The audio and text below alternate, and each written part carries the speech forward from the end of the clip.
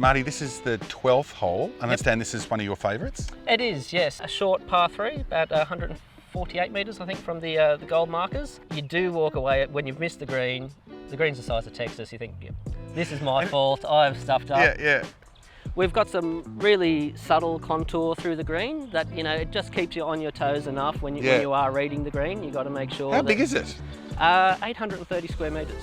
Yeah, by far the biggest green on the property. How many pin areas are there? You know, you want to stay away from that water as obviously more people right-handed hitting that cut shot. I find something in this area here quite easy. Yeah. There's a little bit of contour coming up if you've bailed out and you need to hit that chip shot. You do need to just be aware of that contour. You hit that on the downslope and it'll accelerate away to the water. And you think about all this, don't you? Yeah. In a little nasty greenkeeper's mind. How are we going to upset someone today? So is that the hard spot over there? That is quite a difficult spot. Is that the club championship spot? Yeah, we'll pop that there when we really want to, keep people honest. Wow, and who goes and gets all the balls? Actually, we have some scuba divers come in and clean out our waterways, and they literally thousands and thousands wow. of balls. A few of mine. Yeah, a few of mine. Marty, you've been a greenkeeper a long time, like nearly 20 years. Yep. What do golfers do that kills you? The lack of thought going into that whole process of playing a bunker shot certainly drives us crazy from a maintenance point of view. They don't rake, or they rake badly, or the wrong direction? I think it starts from the bunker entry, so it'll be the shortest point, which is often generally down quite a steep face. Especially here. Which you're trying to keep quite firm so we don't get plugging. But then, you'll have the traffic go down. Shortest point from A to B is down this steep face. And then I would suppose the lack of effort and care in putting that bunker back into the condition you found it in. We often see, someone, they've still got the wedge in one hand, the rake in the other, That one? Yeah, it doesn't do anything. I'm coming, Barry! The next golfer that comes along then sees, that deteriorated condition, and then the care factor slides rapidly. They swallow up a lot of labour time, brooming, blowing, raking, to get pretty quickly destroyed again.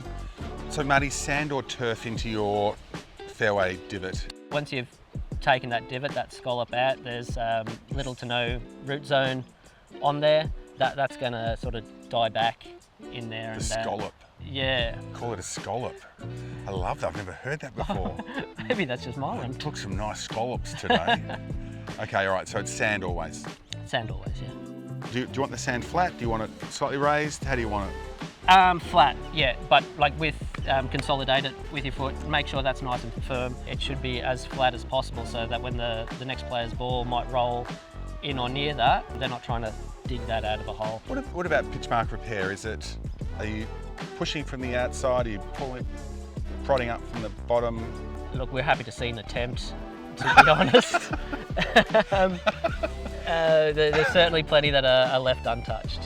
So here we can see a couple of pitch marks. These are some old ones that have been attempted to repair, and here's a lovely fresh one we've just created. These here look like they may have just had the interior of that pitch mark just raised up.